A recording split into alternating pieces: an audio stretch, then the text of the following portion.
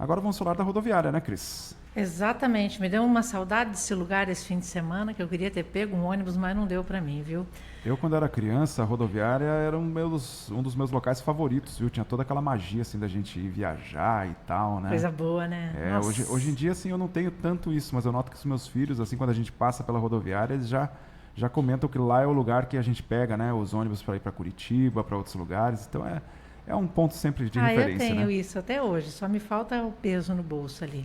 Mas vamos lá, Guilherme. A Rodoviária Internacional de Foz está completando 10 anos sob a administração da Tarobá Construções. E para falar sobre essa trajetória aí, quem está com a gente hoje é o Renato Camargo, que é diretor da Tarobá Construções. Bom dia, Renato, tudo bem contigo? Bom dia, tudo bem? Um grande prazer estar com vocês aqui e poder participar desse programa com essa audiência enorme. Prazer é nosso. Eu falei aí da minha vontade de viajar. A gente está falando de um pós-feriado. Como é que foi o movimento nesse fim de semana, Renato? O movimento foi bastante intenso. A rodoviária, esse ano principalmente, né? A gente vem retomando aí o movimento. Começa agora a ser um pouco maior do que o pré-pandemia. Então, estamos com um movimento significativo. As empresas de ônibus, chega essa época de feriado prolongado, elas colocam ônibus extras para dar conta da demanda, mas foi, mesmo com bastante movimento, felizmente correu tudo com muita tranquilidade. Renato, eu lembro dessa rodoviária desde o começo, quando foi instalada lá e tal. No começo parecia tão grande, né, tão ampla. E agora, quando a gente vê num feriadão desse, por exemplo, você vai pegar alguém na rodoviária, é uma muvuca, aquilo parece que é pequeno. Já está ficando pequeno o espaço? Na verdade, essa rodoviária foi construída em 92 e tinha-se, naquela época, em várias cidades, uma previsão de um aumento muito rápido do movimento via ônibus, né, terrestre. E esse movimento ele não se concretizou na velocidade prevista na década de 90. Hoje a rodoviária ela é suficiente, ela ainda não está com volume que inviabiliza ou que dificulte a operação, mesmo nesses dias de maior movimento. A gente pegando pela média, a rodoviária é suficiente, lógico, tem mais gente na sala de embarque, né, nesses dias aí que antecedem os feriados, mas ela ainda é suficiente para atender a demanda com tranquilidade. Você falou no período pré-pandemia, a gente vê nos aeroportos aí o movimento aumentando ano após ano, tal, na rodoviária está seguindo nesse sentido também? Sim, está seguindo nesse sentido. Inclusive, esse ano a gente está com um aumento superior ao que a gente previa até meados do ano passado, e depois veio se concretizando um aumento que ele está, como os aeroportos, está aumentando o movimento significativamente.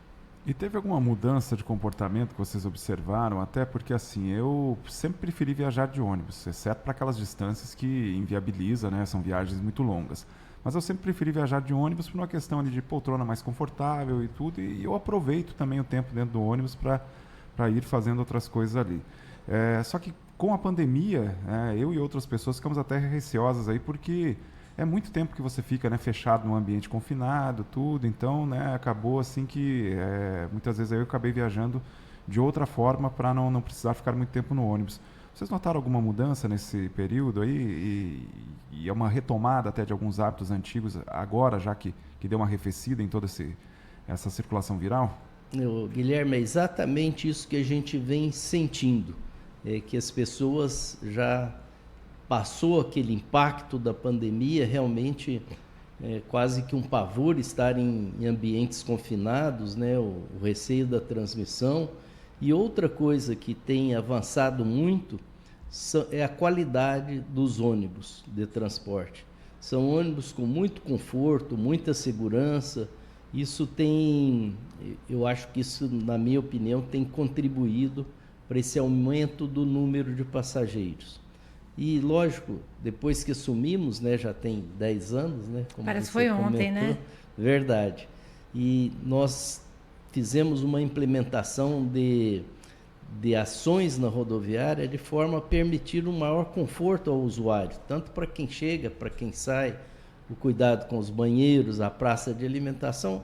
Eu acho que isso tudo é um mix aí que propicia um conforto maior e interesse maior em o usuário usar esse meio de transporte, Guilherme.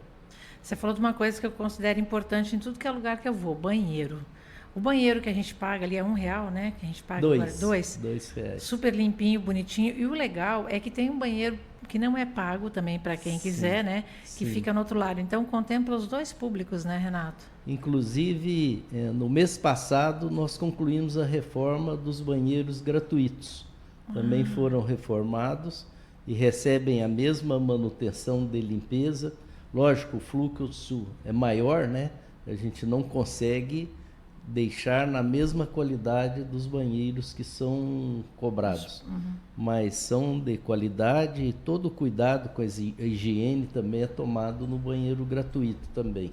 Quais são os principais investimentos que foram feitos aí nesses 10 anos, né, de concessão da rodoviária de Foz? Porque assim, eu quando vou lá eu noto que há diferença sim no espaço, né? Mas tem muitas coisas que vocês fazem que são invisíveis, que assim não estão aos olhos do público. Quais foram os principais investimentos? Olha, vou te falar, Guilherme, os mais significativos, né? O primeiro, e no dia que assumimos, iniciamos a reforma, foram realmente os sanitários.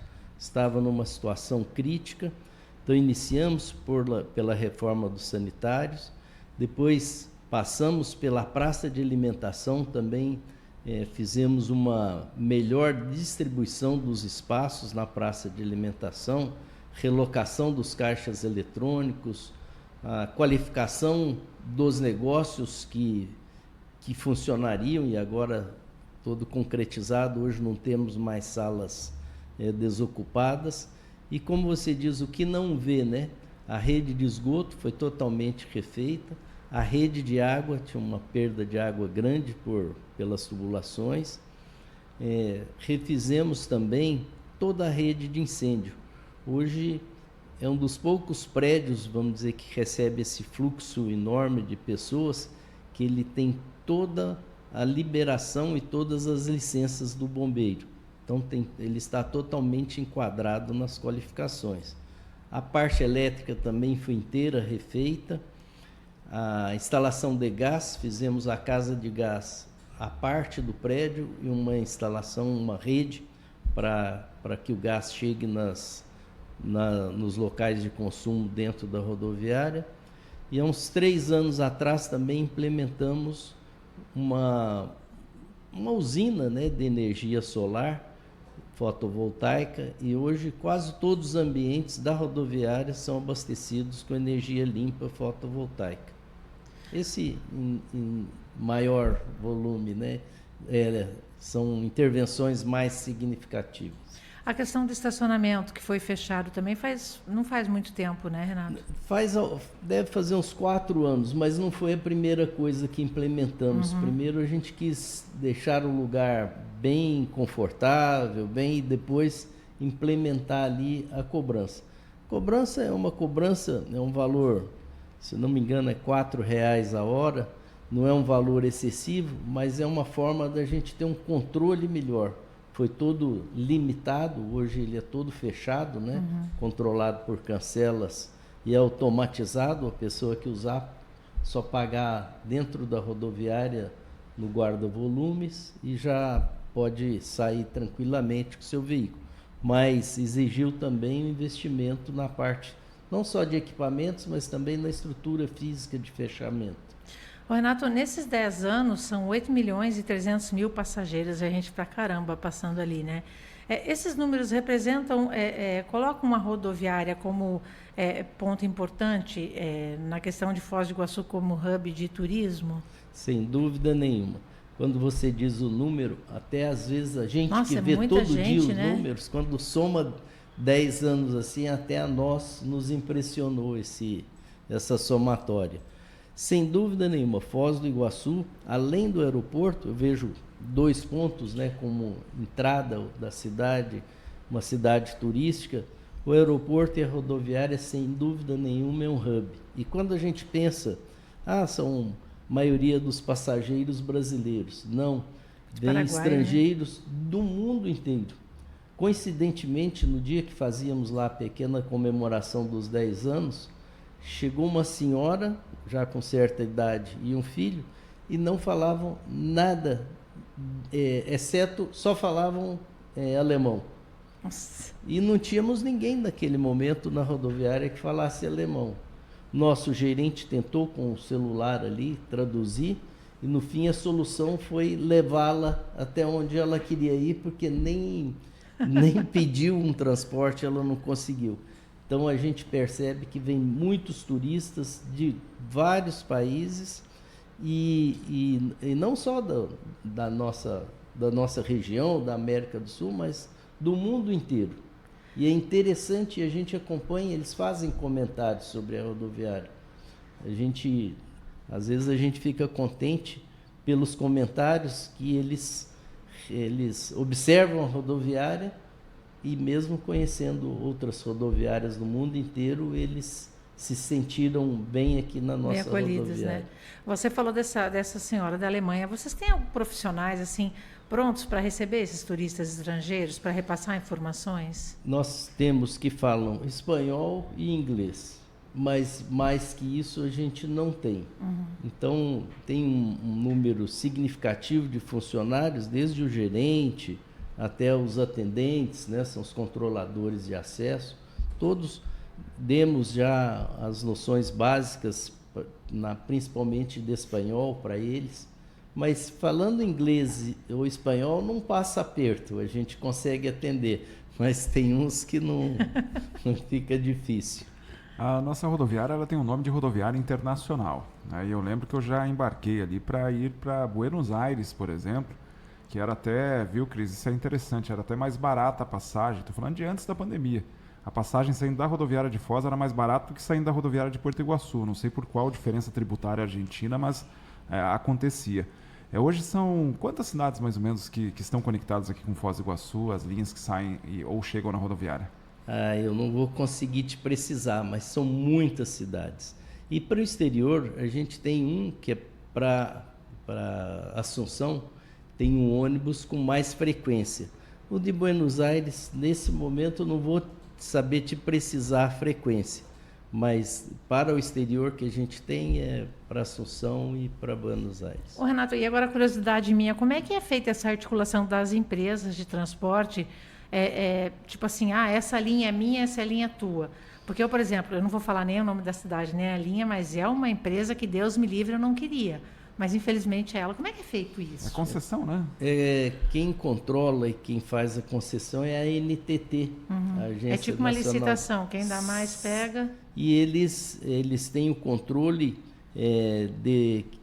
para cada espaço, para cada cidade, para cada região, já tem as empresas que têm a linha, detêm a linha. Acho que mais ou menos como o avião. Essa parte a gente realmente não tem acesso, né? O que a gente faz, já tem as empresas, volta e meia tem alguma de fora que quer se instalar na rodoviária, mas mais que nada a gente ajusta ali o espaço físico do guichê e as instalações. Mas a parte das concessões de linhas é diretamente com a NTT. E qual que é o público mais chato, digamos assim? Porque a gente tem o turista, aquele viajante ocasional e tem o tal do muambeiro. Existe ainda, né? E vocês têm um limite de bagagem por pessoa também. Tem muita encrenca com isso ali, Renato? Você sabe que diminuiu bastante. Oh, que bom. Uma providência que tomamos no dia que assumimos a rodoviária foi fazer um controle de acesso à plataforma. Ou seja, vocês devem lembrar antes, antigamente era ia livre. Todo mundo e carregando, e papagaio, e parentes. Hoje, desde o primeiro dia que assumimos, nós temos um controle, só passa para a área de embarque, para as plataformas, quem está com bilhete de passagem. Então, isso já ameniza um pouco. Há uns 2 anos atrás, sempre a gente faz reunião com a comunidade ali que convive na rodoviária e com os órgãos de controle. E eles estavam com um problema que a pessoa passava com a bagagem acima do peso, lá no bagageiro do ônibus as empresas também pesam e ali dava o problema. Então, passava, abre a mala, pá. No solicitaram, nós colocamos uma balança no saguão. Então, antes da pessoa passar para a plataforma, ela já vai com tranquilidade, já pesa ali, vê se passou, o que precisa deixar ou dividir com algum companheiro de viagem.